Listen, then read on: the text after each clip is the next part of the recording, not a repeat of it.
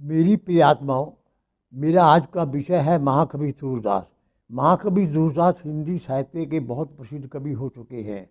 हैं, अ, पहले मैं इसकी जीवनी के बारे में आपको कुछ बताना चाहता हूँ।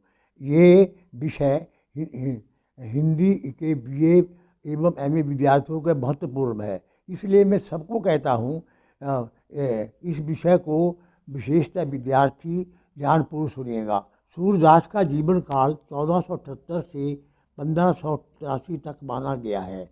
हरि राय के भाव प्रकाश में दिल्ली से 4 कोस दूर स्थित सिही ग्राम में इनका जन्म स्वीकार किया। सूरदास जन्मवान थे या बाद में अंधे हुए, इसके संबंध में निश्चित रूप से कुछ नहीं कहा जा सकता। जहाँ तक सूरदास के आत्मोल्लेखों का तथा वार्ता साहित्य की सामग्री का संबंध है, उनसे बेजर्मन सिद्ध होते हैं।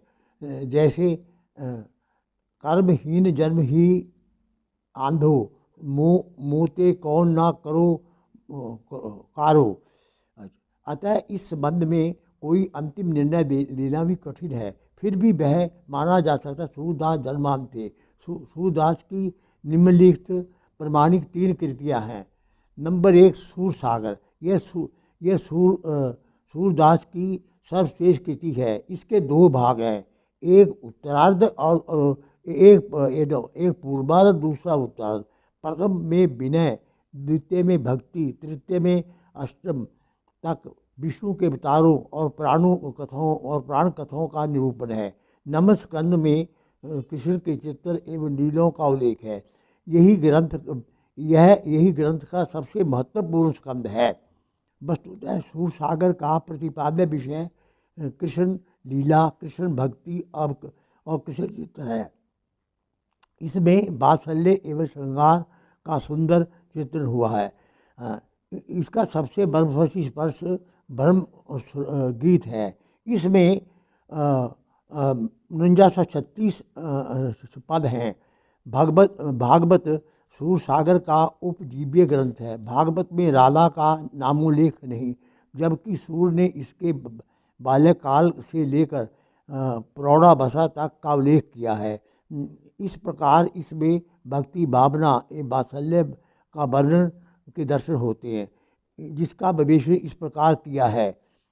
करी गोपाल की सब होई, जो अपने पुरुषार्थ मानो अति झूठो है सोई। नंबर 2, अखियाँ हरिदर्शन की प्यासी। इस प्रकार तंत्री की कोमल मधुर झंकार सुनकर सर्पराज अपने दर्शन कार्य को भूलकर नित्य मगन हो जाता है। वैसे ही आलोचक गण सूर काव्य के विभोर होकर अपनी व्यक्तिगत रुचि एवं दोष दर्शन की वृत्ति को अनायास भूल जाते हैं। सूर सागर में वात्सल्य के संयोग या वियोग पक्षों का उल्लेख किया गया है। जैसे संयोग पक्ष, मैया मोही दाऊ बहुत खजायो, मोसो कहत बोल को लीनो तू जो सिबत कब गायो। मैया मोही दाऊ बहुत खजायो, मोसो कहत बोल को लेनो तू जो सिबती कब जायो। वियोग पक्ष, हाँ, संदेशो देवकी को कोइयो, हूँ तो तुम्हारे सुत की कृपा करती रहियो। इस प्रकार से वात्सल्य की पावन प्यसबनी प्रभावित की, जो जैसे न भूतो न भविष्यति। अतः तत्व सूरा के ये उक्ति सत्य है। सूर ने जीवन के जिस क्षेत्र में बीना बजाई, उसने उनकी कोई समता करने वाला नहीं। उन्होंने बाल कृष्ण को हिंदी प्रसाद में अपनी रुचि के अनुसार हंसाया, रुलाया, खिलाया, झुलाया तथा नचाया। पुरुष होते हुए भी उनके पास माँ का कोमल हृदय था। उन्होंने अपनी बंद आँखों से वात्सल्य का कोना कोना झाँका और उसके चित्रण में उन्हें पूर्ण सफलता मिली। नंबर 2, सारा बलि। इसमें 1107 छंद हैं, जो इसी वृद्ध गीत की कड़ियों के तुल्य है। इसमें होली के खेल के रूपण में सृष्टि रचना का वर्णन है।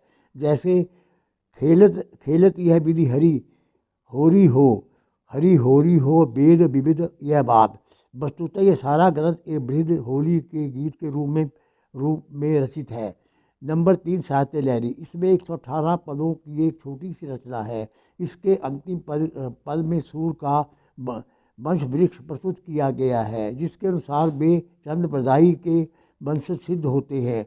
अतः दिश्य कूट पदों में रचा हुआ ये विशिष्ट ग्रंथ है। इसमें राधा कृष्ण की अनुराग लीला, गायिका, वेद, अलंकार का वर्णन विश्लेषण किया गया है। जैसे ध्यानपूर्वक सुनिएगा। हाँ, किदो सूर को सर लगो, किदो सूर की पीर, किदो सूर को पद लगो, बगियो सकल शरीर। अतः उपरोक्त विवेचन एवं विशेषण के आधार पर इतना ही कहना काफ़ी होगा कि सूरदास भक्तिकालीन कृष्ण काव्य धारा के सर्वोच्च एवं सर्वोत्तम कवि हैं। वस्तुतः उनकी मथुरा 3 लोगों से न्यारी है, जो कि एकमात्र कृष्ण लीला धाम है। सूर का समस्त काव्य विनय, वात्सल्य एवं श्रृंगार की त्रिवेणी है। सूर के सारे पदों में संगीत की ध्वनि इतनी सुमधुर रीति से समाई हुई है कि वे पद संगीत जीते जागते अवतार हो गए हैं। सूर के गीत सहृदय संवेदी हैं। उनमें एक अनुपम तन्मयता, तल्लीनता एवं भावानुभूति है। सूर काव्य सहृदयों एवं संगीत रसिकों दोनों के लिए गले का हार है। सूर का समस्त काव्य हरि लीला का संकीर्तन है और अपने प्रभु के सम्मुख भावपूर्ण आरती है। सूर की काव्य कला। नंबर 1, भक्ति भावना। सूरदास की भक्ति भावना का मेरुदंड अष्टमार्ग का सिद्धांत है। इसी को आधार मानकर उन्होंने वात्सल्य, सांख्य, माधुर्य भाव के गीत गाए और आत्मसमर्पण को प्रधानता दी। कृष्ण काव्य कवियों में कांत भाव से परकीय प्रेम को औदी महत्व दिया गया। इसमें किसी प्रकार की कोई अश्लीलता व अनैतिकता की शंका करना व्यर्थ है। वस्तुतः परकीय भाव आदर्श प्रेम का प्रतीक मात्र है और माधुर्य भाव भी चरम परिणति पुष्ट है। पुष्टमार्गी भक्ति के दीक्षित होने के उपरांत सूरदास ने दाम्पत्य भक्ति के गीत गाए। जैसे प्रभु मैं पतन को टीको, हे प्रभु मैं पापियों का सरदार हूँ, विषय मैं पापियों का सरदार हूँ। अच्छा, प्राणों में अच्छा, नंबर 2, विषय वस्तु में मौलिकता। प्राणों में भागवत पुराण को महापुराण माना जाता है, जिसमें 18,000 श्लोक हैं। भागवत का अर्थ होता है जिसमें भक्तों की कथा का वर्ण हो। भागवत कृष्ण पुराण का उपजीव्य ग्रंथ है। मध्यकाल में भागवत इतना लोकप्रिय हो गया कि इसके बिना कभी कर्म अधूरा माना जाता था। मैं तो ये कहता हूँ आजकल भी भागवत की कथा भारतवर्ष में सबसे अधिक होती है, लेकिन इसमें यह अभिप्राय कदापि नहीं निकालना चाहिए कि इन कवियों ने केवल हिंदी में उसका यथारूप अनुवाद मात्र कर दिया। भागवत में कृष्ण के लोक रक्षक रूप का पर अधिक बल दिया गया, जबकि इस कवियों ने इसमें लोक रंजन रूप को अधिक उभारा। यहाँ तक कि भागवत में राधा का नाम उल्लेख नहीं, किंतु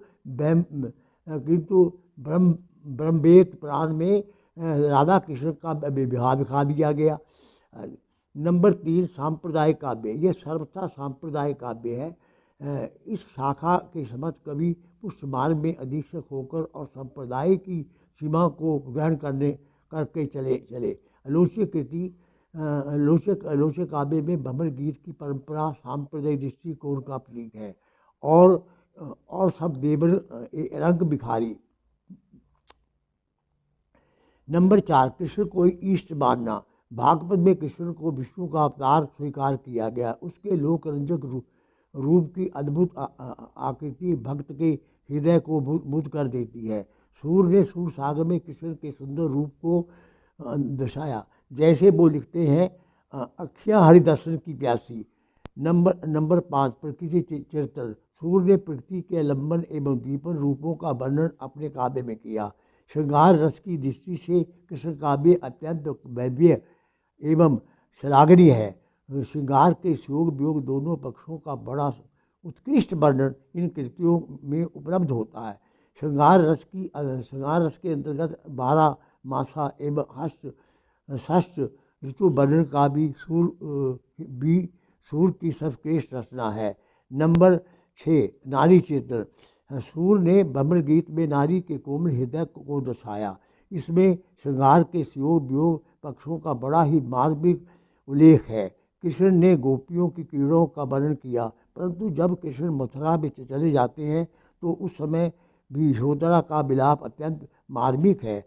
तुलसी की कौशल्या और सूर की यशोधरा का विलय एक जैसा है, किंतु सूर ने जो अनोखी व्यंजना है वह तुलसी में नहीं। जब गोपियों को आशा एकदम भिन्न हो गई, जैसे पिया मिलन सापिन की कारी रात, बे माधव माधव रटते रटते स्वयं माधव हो गई। नंबर 8, वात्सल्य वर्णन। सूर ने स्वयं वात्सल्य रस को माना। इस प्रकार हिंदी साहित्य में नौ की अपेक्षा 10 रस हो गए।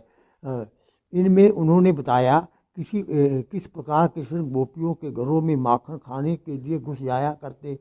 कृष्ण के बाल्यकाल का संपूर्ण क्रीड़ाओं का, कृष्ण जन्म, नाल छेदन, नामकरण, वर्षगांठ, कृष्ण का पाल्य में झूलना आदि अत्यंत सूक्ष्म विशद विवेचन किया, जिससे लेखक द्वारा लिखा गया। सूर ही वात्सल्य, वात्सल्य ही सूर। नंबर 9, गीति काव्य। मुख्यतः सूरदास ने अपने काव्य में गीति और गीतिका गए पदों को लिखा। उनका काव्य गीति काव्य दिखाई देता है। वे हिंदी साहित्य में कमनीय कलाकार हैं। उनके साहित्य में ना तो कबीर के समान कला पक्ष की अवहेलना है और ना ही तुलसी के समान मर्यादा एवं नैतिकता का आग्रह है। अतः गीति काव्य की सभी विशेषताएं भावात्मक, रंगीनात्मक, संक्षिप्तता, कोमलता, व्यक्तिता इसमें मिलते हैं। नंबर 10, कला पक्ष। सूर की शैली आकर्षक एवं प्रभाव उत्पादक है। रूप, उपमा, उत्प्रेक्षा, अनुग्रास आदि अलंकारों की सुंदर छटा उनके काव्य में अवलोकनीय है। दोहा, छपाई, गीतिका, रूपमाला आदि छंदों के दर्शन उनके काव्य में होते हैं। कवि की भाषा ब्रज है और शैली रोचक एवं प्रभावोत्पादक है। उपलिखित विवरण से यह निष्कर्ष एवं निचोड़ निकलता है कि सूरदास कृष्ण काव्य के सर्वश्रेष्ठ कवि थे। वस्तुतः उनका वात्सल्य वर्णन तो हिंदी काव्य में बेजोड़ है और हिंदी साहित्य की अमूल्य निधि है। इसके कारण सूर हिंदी साहित्य के सदा के लिए अमर हो गए। अब मैं आपकी सेवा में सूर सागर का एक अत्यंत महत्वपूर्ण पद आपकी सेवा में अर्थ सहित प्रस्तुत करना चाहता हूँ। साथ ही आपसे आशा रखता हूँ कि ध्यान पूर्व सुनिएगा। MA की कक्षाओं में ये पद कई दफ़ा आ चुका है। आप इसे ध्यानपूर्वक सुनिएगा। मेरो मन कहाँ आनंद पावै, जैसे उड़ी जहाज को पंछी फिरी जहाज पे आवे। कमल नयन को छाड़ी भमावत और देव को ध्यावै। परम गंग को छाड़ी प्यासो दुर्मति कूप खिलावै। जिमी मधुकर अम्बुज रस चाख्यो क्यों क्रील फल भावै। सूरदास प्रभु कामधेनु तजी छेरी कौन दुहावै। है प्रस्तुत पद में कवि सूरदास ने भगवत भक्ति की महत्ता और महत्ता पर प्रकाश डाला है। कवि का कथन है, इसे ध्यानपूर्वक सुनिएगा इसकी व्याख्या को। हे कृष्ण, मेरा मन अत्यंत आपके चरणों के अतिरिक्त कहीं भी नहीं लगता। हे कृष्ण, मेरा मन अन्यत्र आपके चरणों के कैसे हे कृष्ण, मेरा मन अन्यत्र आपके चरणों के अतिरिक्त कहीं भी चैन नहीं पा रहा। यहाँ कवि ने कहाँ शब्द का प्रयोग असार्थक रूप से किया, जिससे उसके कथ्य में प्रभ विषणता आ गई है। इस पर शब्द में कवि की अगाध निष्ठा निहित है और साथ ही अन्य देवी देवताओं और साधुओं की नग नग्नता के भाव हैं। जिस प्रकार 20 समुद्र के यदि कोई पंछी जहाज पर से उड़कर कहीं भी जाए परंतु दूर तक फैले विस्तृत सागर को अपना निजी सामर्थ्य में कैसे पार कर सकता। सूरदास संभवतः यह भी कहना चाहते हैं कि जैसे पंछी जहाज से उड़कर कुछ दूर जाते हैं तो किंतु थक कर उन्हें वहीं वापस लौटना पड़ता है। हाँ, वैसे ही आरंभ में मैंने ही संसारिक वस्तुओं और अन्यायी देवी देवताओं को में शांति की प्राप्ति का प्रयास किया, किंतु सब प्रयास व्यर्थ। सूरदास कहते हैं कि अब मैं आपकी शरण ग्रहण कर ली है, अंत में अब ही अनंत नहीं जाऊंगा। सूरदास कृष्ण के नन्हे भक्त थे, इसलिए उन्हें कृष्ण बहुत प्यारे थे। 2 पंक्तियों के बाद भी पंक्तियों से यही ध्वनित होता है। सूर्य कृष्ण की शरण बिना सोचे विचारे संसारिकता से पलायन की दृष्टि से नहीं ली थी, वरन उनकी रस क्रिया के पीछे उनका सुनिर्णित एवं सुविचारित विवेक था।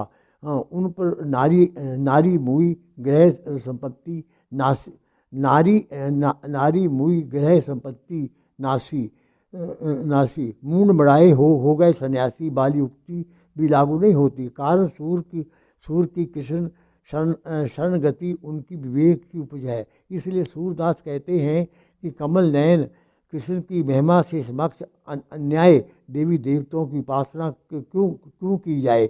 यदि कोई ऐसा करता है तो वह समीप की गंगा के समान यदि कोई ऐसा करता है तो वह समीप की गंगा के प्यास बुझाने के स्थान पर कुआं खोदकर प्यास बुझाना चाहता है। स्पष्ट है कि प्यासा व्यक्ति यदि कुएं खोदकर प्यास बुझाने की कामना करता है तो इसका अर्थ होगा उसका नाश, उसे अभीष्ट की प्राप्ति नहीं होगी। तभी सूरदास ने श्री कृष्ण के अतिरिक्त अन्य किसी को की शरण जाने की दुर्मति नहीं की। पद की 5वीं पंक्ति में सिद्ध किया कि सूर केवल सुनी सुनाई बातों पर विश्वास नहीं करते, वरन उन्होंने श्री कृष्ण की रूप मधुरी का पान किया। तभी वे कहते हैं मुझे अम्बुज के रस का पान किया, उसे फिर करील की ताती फल कैसे अच्छी लग सकती है। और अंत में सूर से काम भाव से देवताओं को आराधना करने वाले को एक सीख देते हैं। श्री कृष्ण शरणागति एक कामधेनु है जो कि लौकिक पारलौकिक सभी प्रकार की समृद्धि प्रदान करती है। अतः बकरी आदि संसारिक व्यक्ति और कार्यों में अभीष्ट सिद्धि का प्रयास निरर्थक है, क्योंकि जिसके पास कुछ नहीं है वह दूसरों को क्या दे सकेगा। ओम शांति।